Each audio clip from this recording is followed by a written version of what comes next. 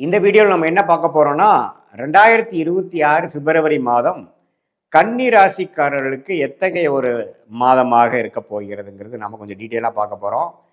Scientific வேதிக் astrology முறையில், அறிவியல் சார்ந்த முறையில் நம்ம எதையும் மிகைப்படுத்தாமல் உள்ளது உள்ளவாறு பரிகாரங்கள் அது மாதிரி விஷயத்துக்கெல்லாம் போகாமல், மூட நம்பிக்கைக்குள்ளே போகாமல், ஒரு கிரகம் எப்படி இருக்குது, எது மாதிரி ஒரு கர்ம தாக்கத்தை நமக்கு கொடுக்க போகிறது, நம்ம ராசி அடிப்படையிலான பொதுவான பலன் எப்படி இருக்கு, ஆண்டு கிரகங்கள் எப்படி இருக்கு, மாத கிரகங்கள் எப்படி இருக்கு, பெயர்ச்சி அந்த பிப்ரவரி மாதம் நடக்கக்கூடிய சில கிரகத்தினால பெயர்ச்சிகள் நமக்கு எது மாதிரி ஒரு தாக்கத்தை, எது மாதிரி ஒரு டைரக்ஷன் நம்மளோட வாழ்க்கையை கொண்டு போகக்கூடிய அமைப்பு இருக்குங்கிறத நம்ம கொஞ்சம் துல்லியமாக பார்க்க போகிறோம்.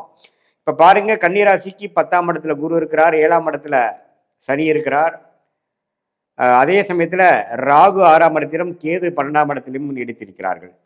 சரி, இப்போ ராசிதிபதியாகிய புதன் மாத ஆரம்பத்திலேயே பார்த்தீங்கன்னா 5ஆம் இடத்துல செவ்வாயோட, சுக்கிரனோட, சூரியனோட சேர்ந்திருக்காங்க.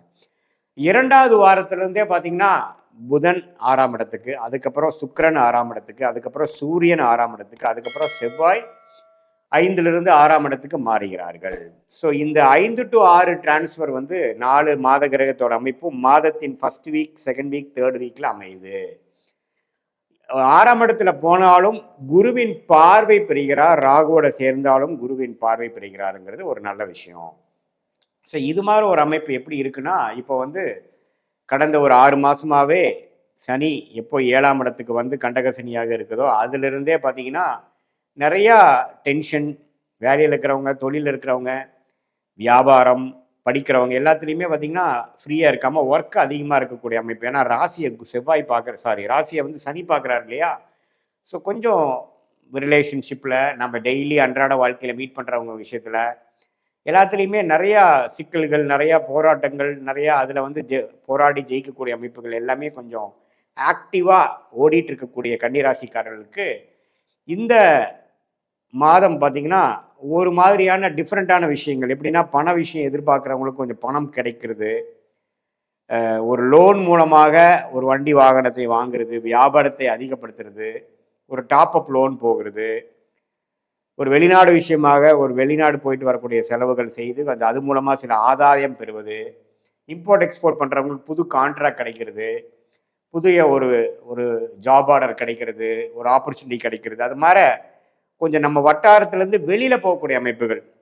நம்ம அப்படியே நம்ம இருக்கிற கேஷ் வச்சு பண்ணாமல் கொஞ்சம் அடுத்த லெவல் போகிறது, எக்ஸ்பான்ஷன் போகிறது, அந்நிய சர்க்கிள்குள்ளே போகிறது, கொஞ்சம் நம்மளுடைய ரிலேஷன்ஷிப், நம்மளோட அணுகுமுறை, நம்மளுடைய நெட்வொர்க்கிங்லாம் கொஞ்சம் அதிகப்படுத்திக்கக்கூடிய ஒரு அமைப்புகள் அது மாதிரி தசாபுக்தியில் போய் கொண்டிருக்கக்கூடிய கன்னிராசிக்காரர்களுக்கு காட்டுது. அதே சமயத்தில் சீனியர் சிட்டிசன்லாம் கொஞ்சம் கேர்ஃபுல்லாக இருக்கணும். ஏன்னா 6ஆம் இடத்துல செவ்வாய், சூரியன் இதெல்லாம் போகிறது பார்த்தீங்கன்னா உடல் உபாதைகள் கொஞ்சம் கொடுக்கக்கூடிய அமைப்புகள். கொஞ்சம் மெடிசன் எடுத்துகிட்டு இருந்தது இப்போ கொஞ்சம் சிக்கல் ஆகுது, கொஞ்சம் ரிலாப்ஸ் ஆகுது, முதலான சில பிரச்சனைகள் ரிலாப்ஸ் ஆகுது, கொஞ்சம் அலர்ஜி ஆகுது.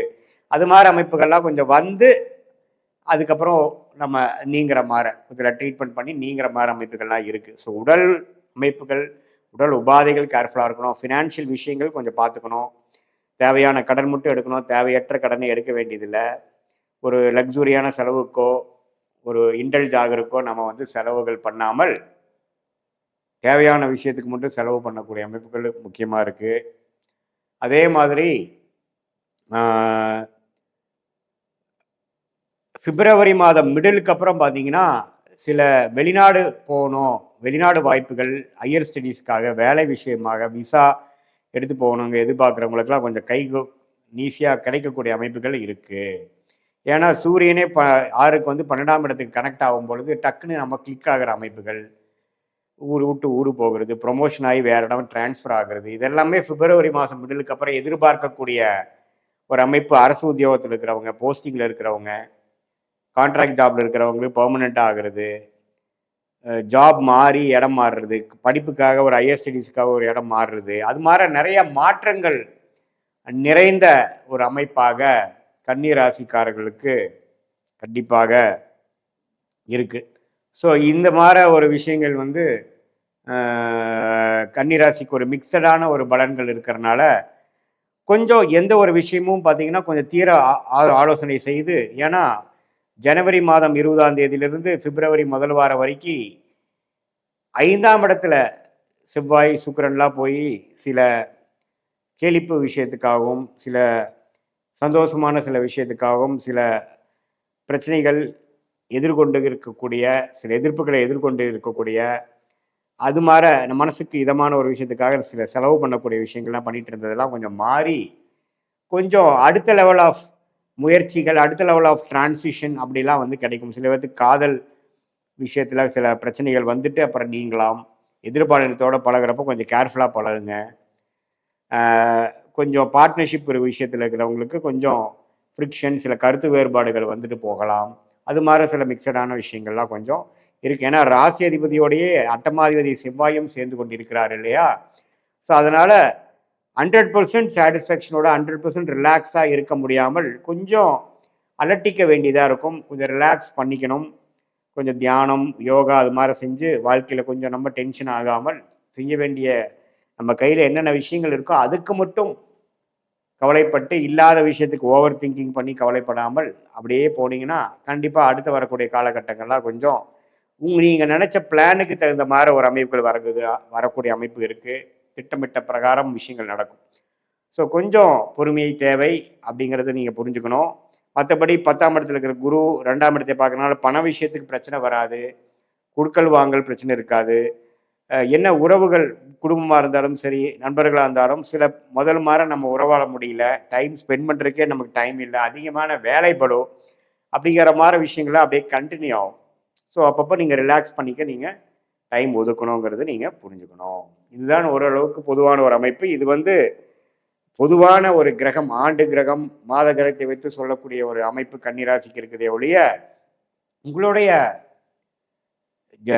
பிறந்த தேதி பிறந்த நேரம் பிறந்த ஊரை வைத்து எதுமாற ஒரு அமைப்பு வந்திருக்குது வைத்து தான் எதுமாற ஒரு ஒரு ஷார்ட் டேர்ம் எப்படி இருக்குது, லாங் டேர்ம் எப்படி இருக்குது, அடுத்த வருடம் எப்படி இருக்குதுங்கிறது உங்களுடைய ஜாதகத்தை திருக்கணித பஞ்சாங்கம் கம்ப்யூட்டரைஸில் போட்டு நம்ம பார்க்கும் பொழுது இப்போ சொன்ன கோச்சார் அமைப்பும் தசாபுக்திகள் நீங்கள் எந்த லக்னத்தில் பிறந்தீங்க அந்த லக்னத்துக்கு என்ன தசைகள் போகுது, ராசி கன்னி ராசியாக இருந்தாலும் லக்னம் என்ன மாதிரி கிரகத்தின் திசை போகுது, என்ன காம்பினேஷன் இருக்குது, கிரகங்கள் எப்படி உங்கள் ஜாதகத்தில் வந்து படர்ந்துருக்கு, எந்த மாதிரி நட்சத்திரத்தில் இருக்குது அப்படிங்கிறதெல்லாம் சேர்த்து வைத்து ஸ்தானபலம் திக்பலம் திருக்பலம் இருக்கா, குருவின் பார்வை இருக்கா, எது மாதிரி ஒரு வலிமையை கொடுக்குது, எந்த ஆதிபத்தியம் போய் கொண்டிருக்கிறதுங்கிறதெல்லாம் ஒருங்கிணைத்து இப்போ நம்ம சொன்ன பொது பலனையும் சேர்த்து வைத்து பார்க்கும் பொழுது யோகமான தசைகள் போகும் டைமில் நான் சொன்ன சாதகமான பலன்கள் அதிகமாகவும் ஒரு சுமாரான தசைகள் போகும் பொழுது நான் சொன்ன சாதகமற்ற பலன்கள் அதிகமாகவும் நீங்கள் பார்க்கலாம் வாழ்க்கையில் அடுத்து வரக்கூடிய பிப்ரவரி மாதத்தில். இதுதான் வந்து